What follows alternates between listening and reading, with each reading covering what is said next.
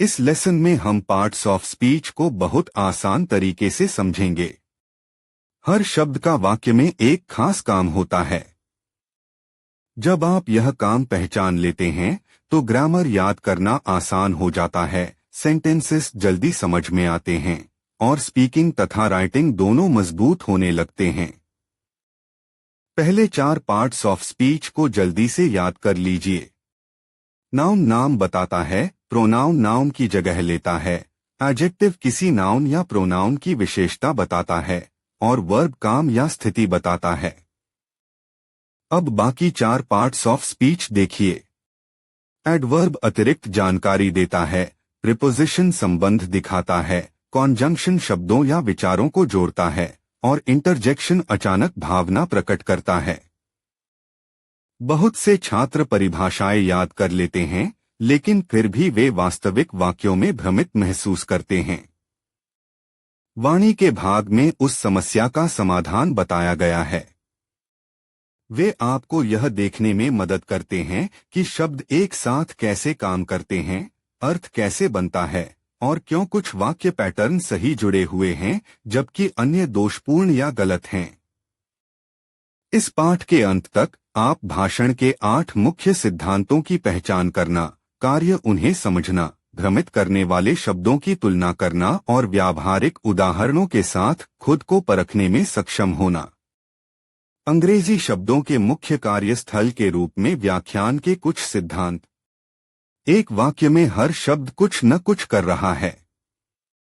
कुछ शब्द नाम देते हैं, कुछ प्रतिस्थापित करते हैं, कुछ वर्णन करते हैं, कुछ काम के सामान और कुछ सिद्धांतों को सलाह देते हैं। यहाँ मैप का पहला भाग है जिसका हम इस पाठ में उल्लेख करेंगे। भाषण के ये 4 भाग स्पीकर की अंग्रेजी में बार बार आते हैं, इसलिए कार्य इन्हें अच्छी तरह से सीखते हैं। अब बाकी 4 मॉडरेटर पर नजर डालें। ये हमारे होने वाले विवरण को जोड़ना, अन्योन्याश्रय को जोड़ना और अचानक महसूस होने वाली भावनाओं को बातचीत करने में मदद करना है। यह दृश्य मानचित्र आपको पाठ को एक सिस्टम के रूप में देखने में मदद करता है। ध्यान दें कि भाषण के कुछ हिस्सों में शेयरधारकों के लेबल नहीं हैं। वे समारोह आयोजित की गई हैं। आरंभ करने से पहले यहाँ सबसे महत्वपूर्ण नियम है। किसी भी शब्द को केवल उसके शब्दकोश अर्थ से निर्धारित नहीं किया जाता है। व्याकरण में वाक्य के अंदर का काम सबसे ज्यादा कीमती है। किसी व्यक्ति, स्थान, वस्तु या विचार का नाम है। यह हमें वाक्य का केंद्रीय विषय बताता है। संज्ञा के बिना संप्रेषण बहुत कठिन हो जाता है क्योंकि हमारे पास बात करने के लिए कुछ भी स्पष्ट नहीं होगा। ये आसान उपयोग उदाहरण हैं। ध्यान दें कि एक व्यक्ति, एक स्थान, एक वस्तु या खुशी या साहस जैसी कोई अवलोकन चीज भी हो सकती है। हम संज्ञाओं को उपयोगी उपप्रकारों में भी विभाजित कर सकते हैं। इसके बाद के व्याकरणिक विषयों जैसे कि सहायक उपकरण, लेख और अर्थ में व्याख्याएं हैं। मॉडल व्याकरण में 2 और प्रकार विशेष रूप से उपयोगी हैं। उद्धरण या उद्धरण का नाम डॉट्स हैं। ग्रुपवाचक का नाम LIC को एक इकाई के रूप में देखा जाता है। सर्वनाम का स्थान है। हम सर्वनामों का प्रयोग इसलिए करते हैं ताकि हम एक ही बार बार प्रयोग करें। इससे बोलना आसान हो जाता है और लिखना कम भारी हो जाता है। इन उदाहरणों में सर्वनाम पहले से ज्ञात या पहले से उल्लेखित के स्थान पर खड़ा होता है। सर्वनाम में कई परिवार प्रकट होते हैं। अभी के लिए वास्तविक वाक्यों में सबसे सामान्य वाक्यों को पहचानना आसान है। किसी भी संज्ञा या सर्वनाम का वर्णन करता है। यह विवरण शामिल है। यह हमें बताएं कि किस प्रकार का, कौन सा या कैसे। देखें कि कैसे विशेष वाक्यों को अधिक सार्थक बनाया जाता है। उनका बिना वाक्य बार बार सही होता है, लेकिन काला और कम चमकीला होता है। क्रिया घटना या अनुभव की स्थिति को समझना है। कई मानों में क्रिया वाक्य का इंजन है। यह हमें बताता है कि क्या होता है या क्या सच है। कुछ क्रियाएं शारीरिक क्रियाएं, कुछ मानसिक क्रियाएं और कुछ केवल अनुभव की स्थितियां। बाद के व्याकरण विषय को बार बार समान भेद पर असंतुलित किया जाता है। मुख्य क्रिया अर्थ केंद्रीय रचना है। सहायक क्रिया तनाव, आवाज या जोर का समर्थन करती है। क्रिया विशेषण पर आमतौर पर एक क्रिया, एक विशेषण या किसी अन्य क्रिया विशेषण का वर्णन होता है। यह अक्सर कैसे, कब, कहां या किस हद तक जैसे आदर्श का उत्तर देता है। लक्ष्य पर ध्यान दे देखें। क्रिया विशेषण हमेशा केवल क्रिया का वर्णन नहीं करता। कभी कभी यह किसी विशेष या किसी अन्य क्रिया विशेषण को भी विकृत कर देता है। यह भ्रम के सबसे आम क्षेत्र में से एक है। विशेष रूप से पर उपयोग का वर्णन करता है। क्रिया विशेषण आमतौर पर क्रिया विशेषण या अन्य क्रिया विशेषण का वर्णन करता है। पूर्वसर्ग एक शब्द का दूसरे शब्द से संबंधित संबंध, स्थान, समय, दिशा या संबंध के संदर्भ में।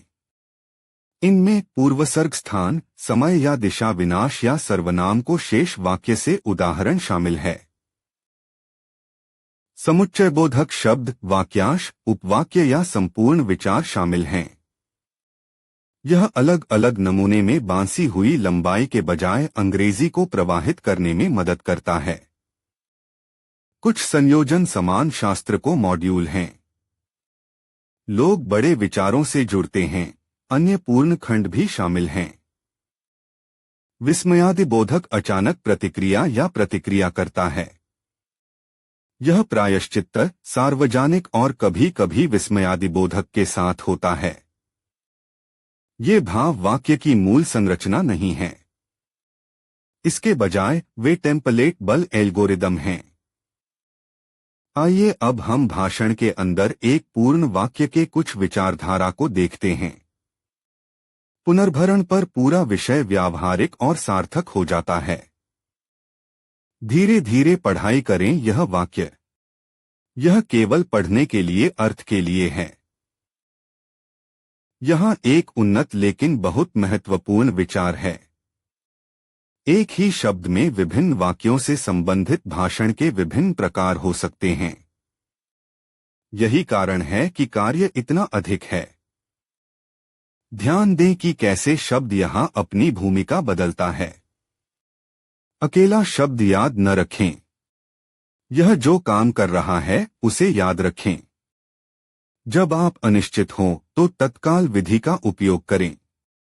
आपके द्वारा दिए गए वाक्य में क्या नाम दिया जा रहा है? लोग, स्थान, पुस्तक या विचारधारा को देखें। सर्वनाम की पहचान करने के लिए वह कौन सा शब्द है जिसके उपयोग का स्थान पर खड़ा है। बहुत बार यह पहले से ही किसी चीज की ओर इशारा करता है। यह तुलना कई शिक्षार्थियों को भ्रमित करती है, इसलिए एक आदत। सबसे पहले उल्लेखित शब्द द डेस्टिनेशन, फिर से बेकार का वर्णन हो रहा है। छात्रों में अक्सर दोनों को मिला दिया जाता है क्योंकि दोनों को मित्रता की विशेषता होती है, लेकिन कनेक्शन का प्रकार अलग है। पूर्वसर्ग संबंध नमूना है। एक संयुक्त इकाई को जोड़ा गया है। यह लघुचित्र पाठ एक साथ निकाला गया है। यह टैब उपयोगी होता है जब आप किसी परीक्षण से पहले या लेखन अभ्यास से पहले जल्दी से दोहराते हैं। वाक्य को देखना बिना केवल स्मृति से किसी भी शब्द की पहचान करना एक सामान्य गलती है। व्याकरण के लिए संदर्भ की आवश्यकता है। एक और गलत विशेषण और क्रिया विशेषण को गलत बनाना है क्योंकि दोनों का वर्णन होता है, लेकिन उनका लक्ष्य अलग है। कुछ विद्यार्थी पूर्वसर्ग और समुच्चयबोधक एक ही कार्य करते हैं। असल में एक प्रोटोटाइप को दूसरे भागों में विभाजित किया गया है। आइए हम आपके साथ समझ का परीक्षण करें। उत्तर को मानसिक रूप से जांचने से पहले बोलें। यहाँ एक और सेट है। अपना ध्यान याद किए गए दस्तावेज पर, न कि केवल किए गए लेबल पर। जब भी आपको भ्रम हो तो इस मेमोरी सीरीज का उपयोग करें। अर्थ से प्रारंभ करें, कार्य की ओर बढ़े और फिर श्रेणी की पुष्टि करें। इस जोयन की बोतलों को जोर से आजमाएं। अपने दैनिक जीवन से एक शब्द, एक सर्वनाम, एक विशेषण और एक क्रियाकथन। कौन सी व्याख्या सही है? वह विकल्प चुनें जो दिए गए शब्द को ठीक से ठीक करता है। भाषण के कुछ हिस्सों को खत्म करना और भूलने के लिए सिर्फ एक अध्याय नहीं है। आप अपना काल, विषय वस्तु, वाक्य रचना, कृति निर्माण और लेखन सुधार में फिर से क्रिया करेंगे।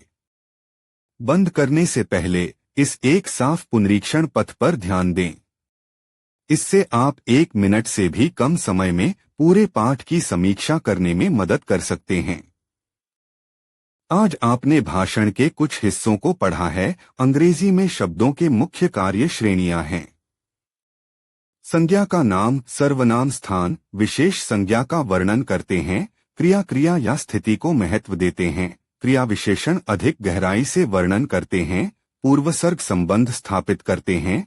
संगीतकार जुड़ते हैं और प्रेरणा भावना वाले व्यक्ति होते हैं। मुख्य विचार सरल है। हमेशा वाक्य के अंदर शब्द के कार्य का अध्ययन करें। यदि आपको केवल एक तुलना याद है तो इसे याद रखें। व्याकरण टैब आसान हो जाता है जब आप अकेले शब्दों को याद करना बंद कर देते हैं और अपने कार्यों को पढ़ाना शुरू कर देते हैं। अगले पाठ में हम संज्ञाओं के बारे में विस्तार से विचार करेंगे ताकि आप संज्ञा के प्रकार और बड़े वाक्यों की संरचना के भीतर संज्ञा की भूमिका को समझ सकें।